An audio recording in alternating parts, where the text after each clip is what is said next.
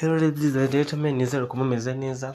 Nk'ibisanzwe mu gihe ugiye kubagezaho amakuru ni nk'ibisanzwe nshishikarizaho umuntu utarakora subscribe cyangwa ari ubwa mbere waba ugeze hano cyangwa usanzwe uhanyura ariko ngushishikariza kuba wakanda kuri ako kazogera kari hasi kari iburyo kugira ngo tujye tubasha kubana, unakore share na like na comment kugira ngo tubashe kubona 5/5 amakuru ajya kugeraho ku gihe.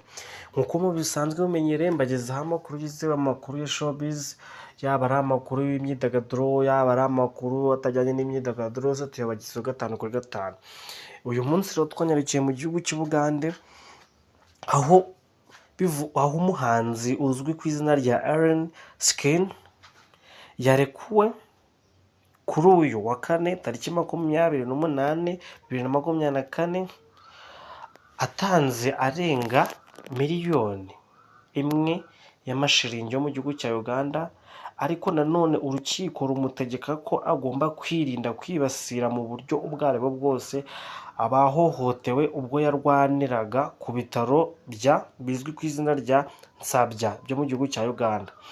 Nanone uyu muhanzi Ellen Skin yari amaze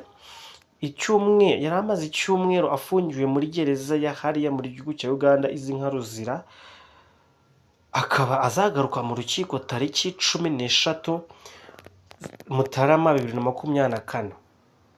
Ni nyuma y'uko kandi hagaragaye na video igaragaza ko bari baje kumushyigikira, baje no kumva umwanzuro w'urukiko, hagaragayemo abahanzi ndetse na famiye ye, aho byagaragaye ko harimo na mama w'umubyara nawe uba hari mu gihugu cy'Ubugande Kampala.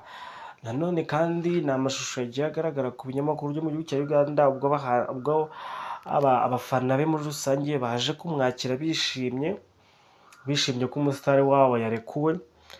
Munizere ko ari ibyishimo ku bafana uyu muhanzi wo mu gihugu cya Uganda.